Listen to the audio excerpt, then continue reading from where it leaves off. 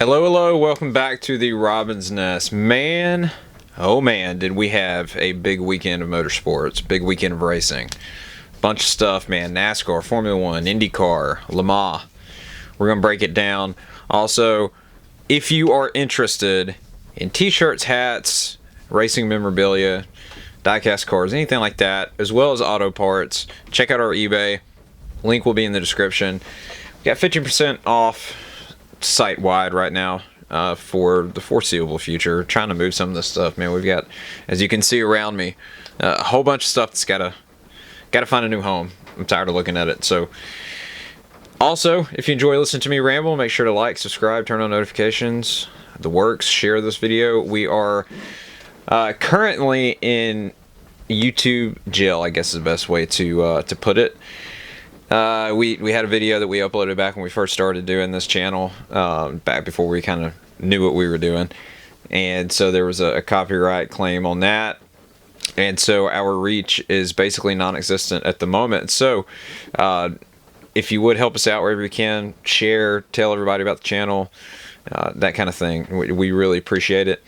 And without further ado, one more thing though before we do get started, I want to say this: our weather's terrible here, so if you hear thunder, if you hear a little bit of rain, we've got a metal roof, it might make a little bit of racket, so just try to ignore it. There's not really much we can do. I mean, it wasn't supposed to rain today, and it's been raining all day today, so it's kind of is what it is. And ignore my farmer's tan, okay? Because I was outside doing some work earlier, and it's hot, and so. Hey, I'm in Alabama. Farmer's tan is the name of the game, right? You got it. Let's get into it.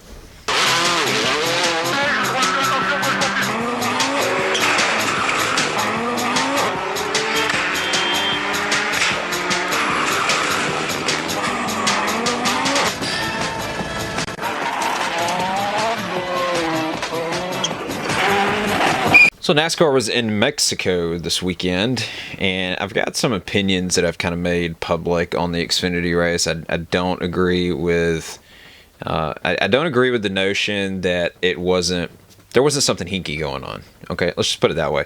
They're in Mexico for the first time since 2008. The only Mexican driver in the field ends up winning the race in a backup car. In a backup car, they didn't even have time to wrap the car. They barely had time to put logos on the car. So it was a black car, sponsored by Quaker State. It was supposed to be green and what have you. He goes out there and marches from the back of the field to the front and wins the race. Now, there was something that was going on this weekend in both races, the Xfinity race and the Cup race, that absolutely drove me nuts. And it was, I can't remember, I think it was like turn 3 or 4. You know, after you go down the straight, you go into a hard right-hander, and then it kind of cuts back to the left, and then immediately cuts back to the right. So basically like an S, but a really hard S. And these guys were just cutting the course. I mean, just going straight off in the grass, cutting the corner completely. And NASCAR was like, what are you talking? We don't see anything. When it's as plain as day, because I mean, they're off in the grass. So like, what are we doing? You know, we have track limits at Daytona, Talladega, Atlanta. The argument can be made that they shouldn't exist, which I agree, they shouldn't, but the fact remains is that they are there. So NASCAR understands track limits to a certain extent. You go to these road courses and you just have these guys driving through the grass and taking positions. That's what Suarez did, and that's what I was talking about with the Xfinity race. If you're not familiar with the Xfinity series, that's who won Saturday. And one of the main reasons that he did win is because he cut that particular corner and took the lead from Taylor Gray, and then immediately started blocking Taylor once he got on the racetrack, and Taylor didn't get into him. Now, there's been some rumors going around that all those guys were told to give Daniel plenty of room, plenty of space, don't bump into him. I don't know how true any of that is. Maybe, but you know, you could watch it. Taylor had every opportunity to run into him once he came back on the racetrack, and he just lifted and didn't. It could be the fact that Taylor didn't want, I mean, could you imagine being in Mexico and running over the only Mexican driver in the field and potentially taking him out? I mean, you'd need a police escort to get out of that place, which maybe that's not a good They already had escorts coming in and out of that place because it's in Mexico City. They had military escorts going to and from the racetrack, which is another thing that I wanted to touch on. If you listen to the NASCAR brass, they all say that the race was a success and it was a great venue to go to. But if you kind of hear some of the stuff coming out of the weeds from some of the drivers and some of the crew members, they paint a different picture. Let's just put it that way. Tab Boyd, who's Ricky Stenhouse's spotter, said that he was robbed. He had money stolen from him. Carson Hocevar, he didn't say he was robbed, but not being safe outside of the racetrack was basically what he said. And then I'm assuming NASCAR got to him after he made those comments and wagged their finger at him, and of course he caved, and then he came out and apologized. But that's not a surprise because Carson did the same thing in Atlanta earlier in the season when Rick Hendrick got pissed off at him for racing Kyle Larson at the end of the race, which I still don't understand to this day. It's a race. I love Rick to death, but why are you mad that someone was racing your driver? I don't get that, because after that race was over, during Carson's interview, he apologized for racing Kyle. Why? Don't know. Makes no sense. But that's how the Xfinity race went Saturday. The Cup race was by and large kind of a snoozer. The most exciting parts were the restarts, which I hate to say because I hate stages. I hate stage breaks. I cannot stand them. But the fact remains that once they got going, it's just like every other Gen 7 road course race, which I said it going in this weekend. Everyone was hyping it up. This race is going to be great. This race is going to be great. Yeah, but the Gen 7 car is garbage. Okay? It's garbage. The Xfinity race Saturday was a better race than the race Sunday. SVG had a 18-second lead almost at the end of the race. He ended up winning, Shane Van Gisbergen. But I don't know. I've said this until I'm blue in the face. Why we are this far into the Gen 7 and there's been zero effort to fix the fundamental problems with the car. I don't get it. I don't understand. Unless it's a deal where Rick and Roger and Joe Gibbs were they were pushing hot and heavy for this car to be implemented. And why is that? I mean, you look at the results essentially every weekend, and except for the odd race here and there, the top 10, the bulk of the top 10 is made up of those three organizations. So they obviously have a leg up on everybody else, which would make me lean in the direction of the cars are not being fixed because those three guys don't want the cars to be fixed. They don't want to lose the advantage that they have over the field. I could be wrong. That's just my take on it. That's kind of where I land. But Shane ended up winning Sunday, which has everyone up in arms about the playoff system again, because I think he was 33rd in points or something like that, and now he's locked into the playoffs. I've said it since 2004. Okay, and maybe not since 2004, because I think the first couple of years of the playoff system it was okay,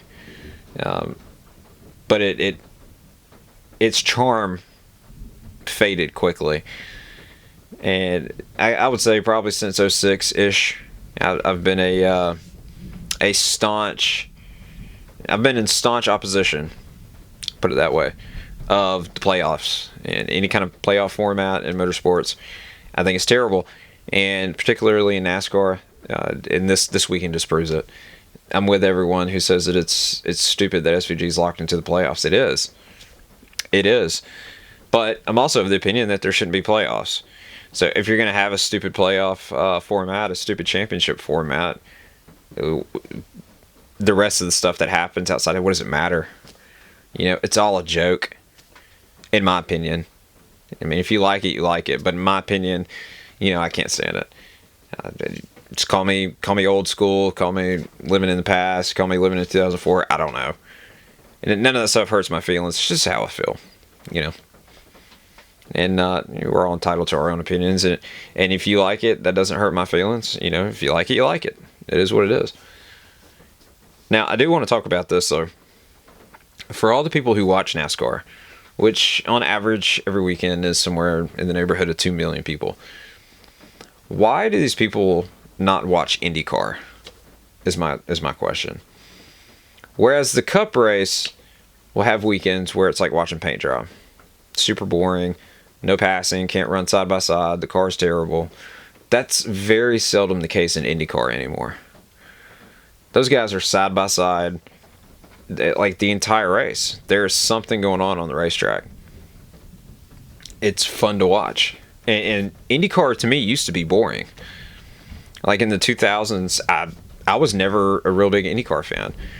I like Champ Car just because of some of the circuits that they raced on, and that's where I first learned about AJ. I'm a huge AJ Allmendinger fan, not because of NASCAR, because of everything he's done outside of NASCAR. But nevertheless, Gateway last night was fantastic for IndyCar. It was a great race. The Penske guys started, I think, 1, 2, and 5. Had the best 3 cars, and all 3 of them had problems. Will Power blew a tire, hit the fence. Joseph Newgarden had a gnarly crash on the front stretch where the 45 spun out. His name escapes me right now. But the 45 spun out basically directly in front of him as he was coming around to lap him, and he had nowhere to go and hit him kind of as the 45 was backing into the front stretch wall on the inside. Joseph tried to shoot the gap, and it closed up on him. And so the car launched and landed on its roof, and he slid down the front stretch upside down. Pretty gnarly crash. He walked away. He was fine. And then Scott McLaughlin had a mechanical failure. So all the heavy hitters were essentially out. The Ganassi cars were still there, but Palou, for whatever reason, he's fairly decent on ovals. Obviously he's won on them, but for whatever reason, Gateway is just not his thing, so he kind of ran mediocre last night. And Scott Dixon, through pit strategy, had worked his way up front, but he never really had a car that was good enough to win the race on merit. And so it ended up coming down to, I think it was about 6 laps ago, Felix Rosenquist, Callum Ilott, who races for Prima, however you want to say it. Those 2 guys were leading, running on fumes, but the way that Townsend Bell and Hinchcliffe and Will explained it was that they had enough fuel to make it to the end of the race, but they ended up pitting, which I still don't understand. I've been around racing my whole life. Okay, if you get in a situation where you're low on fuel, and let's say you have 5 laps left, because when Callum ended up hitting pit road, there was only like 4 or 5 laps left, if I'm not mistaken. So you get down to that point in the race, and you're running low on fuel, and you've got the lead. And let's just say you've never won a race, but it really doesn't matter if you have. If you have won a race or not, it doesn't matter. If you get down to that point, why would you pit and give up any chance of winning? If you're going to run out of fuel while you're leading the race trying to win the thing. I don't understand. Those guys have not had... Felix has had a decent season, but Callum and Prima have not had a great season up to this point. So the argument of if we pit, we'll still maybe get a top 10 finish still. If we stay out there and we run out of gas, we won't finish in the top 10. Okay, I can understand that. If you're in contention for the top 10 in points, but he's not. So I don't understand that. You should stay out there and run out of fuel going for the win if you're going to run out of fuel. You either run out of fuel or you're going to stretch it and make it. If you stretch it and make it, you're going to win the race. Granted, Kirkwood was catching him pretty quick, but Kirkwood ended up winning. So the only 2 drivers who have won races this year is Palou and Kyle Kirkwood, which is insane to me. The McLarens in Formula One, finally, it's been brewing for like the past 2 years with Pastry and Lando Norris. Piastri. We've gotten in the habit of calling him Pastry, but it's been brewing. Those guys have been, fairly equal on speed, and now it's to the point I think where honestly Oscar's faster. just on sheer pace than Lando is on any given weekend. And now that I say that, the next race they go out there, Lando will just be lights out faster. But from what I've seen, I think Pastry's faster. Okay, now they got to the end of the race yesterday. There was like 4 laps left, and they were going back and forth. I think they were battling for 4th. Not really something that you would want to risk taking each other out over, but that's exactly what happened, or at least one of them was taken out. Lando tried to do a crossover on Piastri on the front stretch, and I don't understand. I watched the replay, and they never really said this on air, but like, what was he thinking? There was not a gap there, and I'll put the link in the description so you can watch it, but there was no gap where Lando was trying to go at all, period. And when they showed the onboard footage, you can see what Lando saw. There was no gap there. So he just ran straight to the back of his teammate. Why? Like, what were you doing, dude? Makes no sense. The only thing I can guess, the only thing I can wager, the only thing I can take from it is that the pressure that Oscar is starting to put on Lando is starting to make Lando crack. Jacques Villeneuve talks about Lando all the time, and the fact that Lando is very, he's accident prone. And not so much crashes, but just making little mistakes here and there that ends up costing him big. Whether it be a crash or whether it be, making a silly decision on the racetrack in terms of strategy or something like that. Whatever the case may be, he's very prone to making mistakes. And now that the pressure has been ratcheted up a little bit, because he's been the #1 driver at McLaren for a while now. And if Oscar stays on form and doesn't waver, I would say that that's likely to change here before too much longer. And another question I have too is Mercedes back? Mercedes finished 1st and 3rd. And it's been a while since they've run that good. But for both cars to finish on the podium, are they back? Or were their cars just suited to Montreal or Canada? Were they just suited to track conditions? Were they suited to the weather? Something like that, or just the layout of the track? Who knows? We'll see. It'd be interesting. It'd be interesting moving forward. Let's say you have Red Bull, McLaren, Mercedes, and by Red Bull I mean Max Verstappen. I love Yuki, but let's be real. That second Red Bull is garbage. So to take a super... And honestly, I don't think it matters who gets put in that car. As long as Max Verstappen is the other driver with Red Bull, that car will never run good, and Red Bull will make certain that it at least won't run better than Max, because we all remember what happened the last time it did. Max and his camp had a meltdown publicly, so that likely won't happen until Max leaves. Le Mans, man, I watched that entire race from start to finish. That was a fantastic motor race. And here's the thing, man, I guess it's just because I've grown up around racing. I just love watching racing, okay? I don't care about seeing crashes or anything like that. The race for Le Mans standards was relatively clean. Yes, there was a few accidents, but it was nothing serious. But just watching those hypercars, man, run with one another, and then you get down to like the last hour, and I think they had 8 or 9 cars still in the lead lap. That's insane to me. After 24 hours, but it came down to a Ferrari and Porsche, one of the Penske Porsches, and AF Corsa Ferrari, which is not. There's 3 Ferraris in the hypercar class, and 2 of them are full factory efforts. The AF Corsa one is not.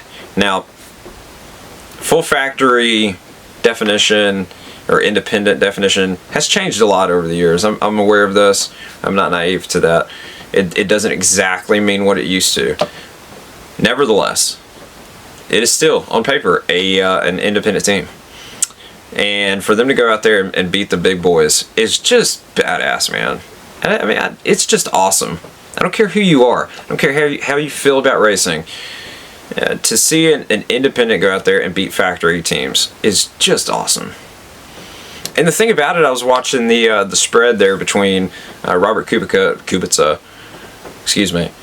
Polish driver who used to race in Formula One and rally, was almost killed in rally, and came back to Formula One, and now he's in WEC.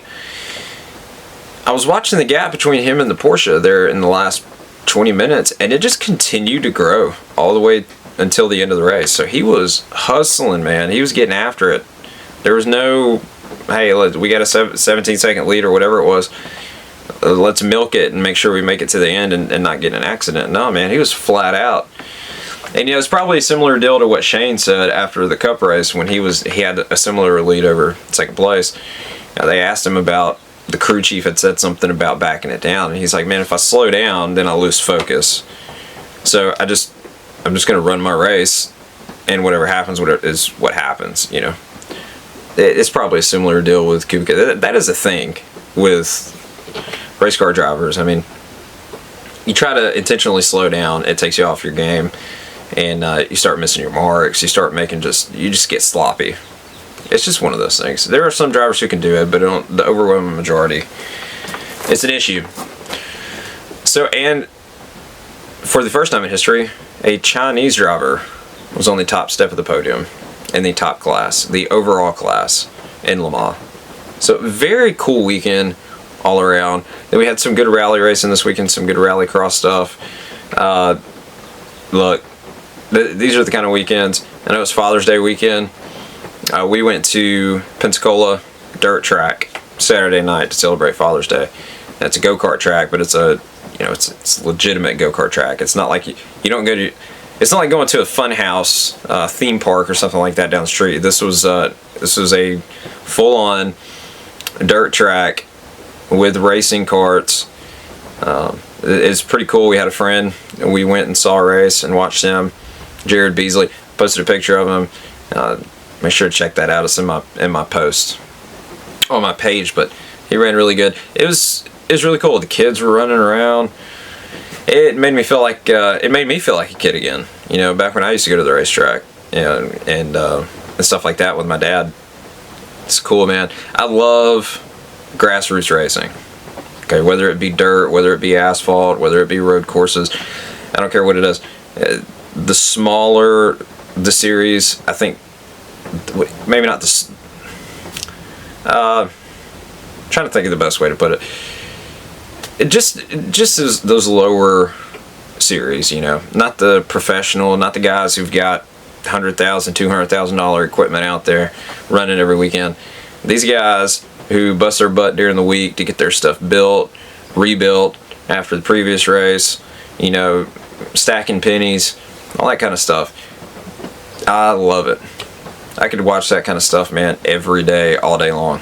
To me, it's true motorsport. Whereas a lot of these upper class of I don't even want to say upper class. A lot of these other series have gotten to where they take themselves way too serious. It's more of a business kind of mentality as opposed to motorsport. If you go to something like kart racing on a dirt track, that's not the case, man. There's money involved, obviously, but it's not some astronomical thing. And these guys, because they build their stuff and they work on their stuff throughout the week, and they have to pay out of pocket, and most of them, you do something stupid on the racetrack, you're going to hear about it after the race is over. And to me, that is, I love it. I love it. Especially with these kids that are coming up, man. It's a perfect way to learn how to take care of equipment, how to have respect on the racetrack. A lot of kids nowadays, when they start racing, they'll jump straight into big heavy late model or something like that because their parents just foot the bill for it and put them in the best stuff out there. They go out there on the racetrack and immediately just start running people over. Why? Because they don't care. They don't have to fix it. They don't have to pay to fix it. They've got no respect for what they do. And I feel like if you go through something like Pensacola dirt track, that's not really the case. You learn the fundamentals of motor racing. The bare bones, fundamentals, which is it's just a beautiful thing. It's a beautiful thing, and we loved it. We're gonna go back. I encourage anyone who is in the Panhandle of Florida to check out Pensacola Dirt Track, right across the state line. If you're coming from Alabama, it's well, I mean, it's right down the street from Five Flags, basically, yeah, which is another great racetrack. Also encourage everyone to check that one out too. So, anyways, if you enjoyed listening to me ramble, make sure to like, subscribe, leave a comment, turn on notifications, share the videos, the works. Make sure to check out our eBay too if you're interested in die-cast cars, t-shirts, hats, memorabilia, auto parts, stuff like that. Link is in the link is in the description. I appreciate you guys watching. Y'all are awesome. Till next time. Peace. 100 fölfele, jobb 2 tempó, 20-ra bal 2 tempó, 25-ra bal 2 tempó, 25-re bal 2 szűk, bal 2 szűk, és bal 2, és bal 2, majd 50-re jobb 2, itt a bal 2, és 50-re jobb 2, majd szűk 50-re jobb 3 az aszfaltra, szűk 50-re jobb 3 az aszfaltra.